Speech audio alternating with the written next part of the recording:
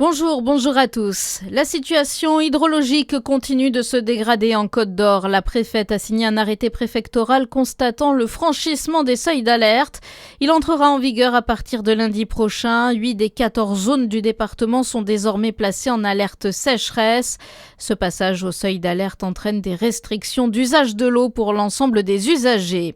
Des changements pour la fête de la musique à Lons-le-Saunier à cause de la canicule. L'organisation a été adaptée et certains lieux et horaires ont été modifiés à cause des grandes chaleurs. Tous les renseignements actualisés sont sur le site internet de la mairie. Avant de venir, pensez à prendre une gourde. Des points d'eau en libre accès seront disponibles. Il n'y aura pas de feu de la Saint-Jean à Chalon-sur-Saône, une fête populaire qui utilise des installations qui présentent un risque accru de départ d'incendie, susceptible de mettre en danger la sécurité des participants. En raison de la canicule, la ville de Chalon a jugé nécessaire de renoncer à l'organisation de cette édition aujourd'hui.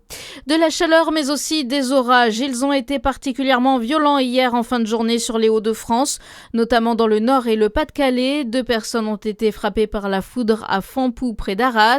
À l'île des Arbres ont été déracinés, une femme a été blessée par la chute d'un platane.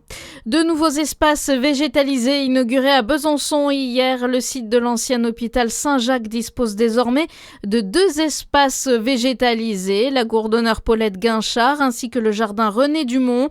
Coût des travaux 3,3 millions d'euros. Côté sport, du rugby demain, le Stade Dijonnais joue sa demi-finale de Régional 1, match à 17h30 contre l'US Josbeg. Et puis un mot de basket, Paris prend l'avantage sur Monaco en finale de Betclic Elite. Les Parisiens se sont imposés hier soir sur le parquet du club de la Principauté. Ils ne sont plus qu'à une victoire du titre qui pourrait leur tendre les bras dès demain soir.